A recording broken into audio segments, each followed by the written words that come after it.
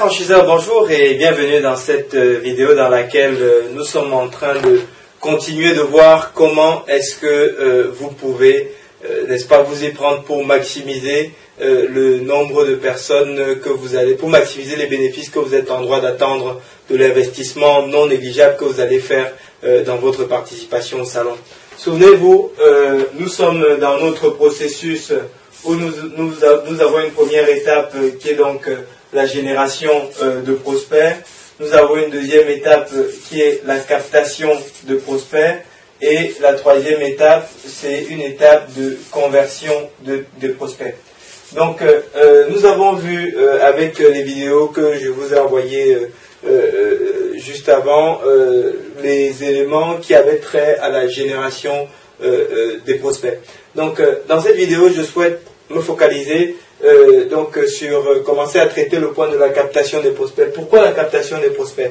En réalité, tout a commencé le jour où je me suis rendu compte que sur le même salon de la franchise sur lequel il va y avoir entre 30 et 35 000 visiteurs, vous aviez des gens, des franchiseurs qui s'en sortaient avec une soixantaine de fiches sur les 4 jours. Et vous en aviez d'autres qui s'en sortaient avec près de 350, 400 fiches, 370, 400 fiches sur les 4 jours.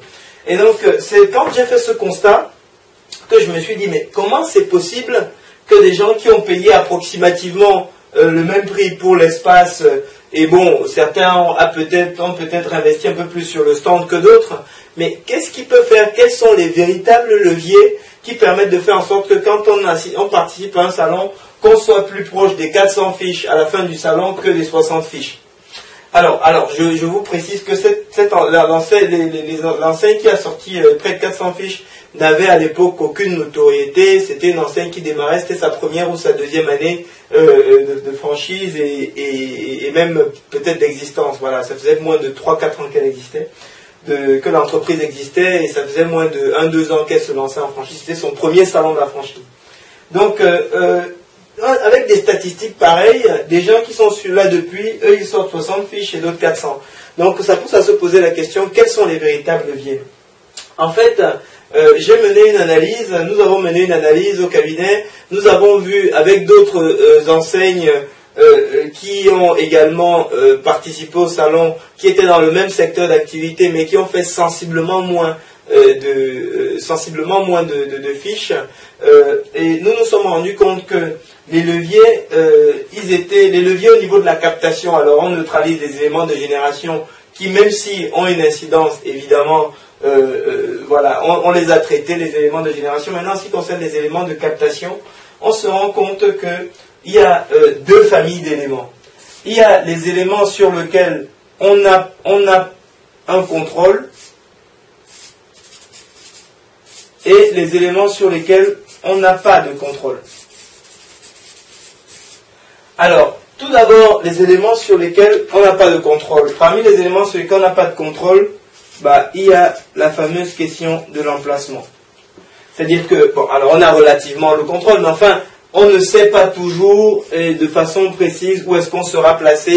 Pour peu qu'on n'ait pas réservé très très à l'avance, on peut avoir un emplacement qui n'est pas terrible. Donc ça c'est clairement un élément sur lequel, bon, tout dépend aussi du budget que vous êtes capable d'y mettre. Si vous pouvez payer tôt, à temps, réservé complètement, vous avez évidemment un emplacement qui est plus qualitatif que si vous prenez en dernière minute.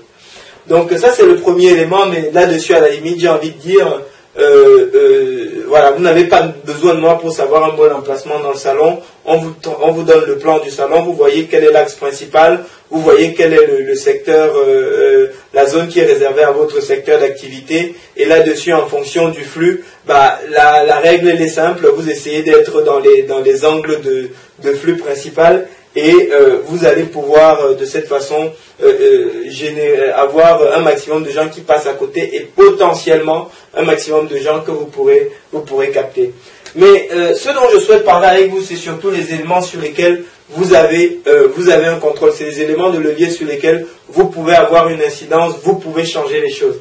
Et parmi les éléments sur lesquels vous avez réellement une capacité à changer les choses, à modifier le résultat que vous allez pouvoir tirer de vos investissements dans la participation, de votre participation au salon, vous avez le premier élément qui est la façon dont est présenté votre stand et tous les éléments qui sont relatifs à tous les éléments matériels qui viennent se greffer autour de votre stand. Et ensuite, vous avez un deuxième élément qui sont les hommes. Qui sont les hommes. Ça, c'est les deux éléments majeurs qui seront déterminants dans votre capacité à capter du prospect.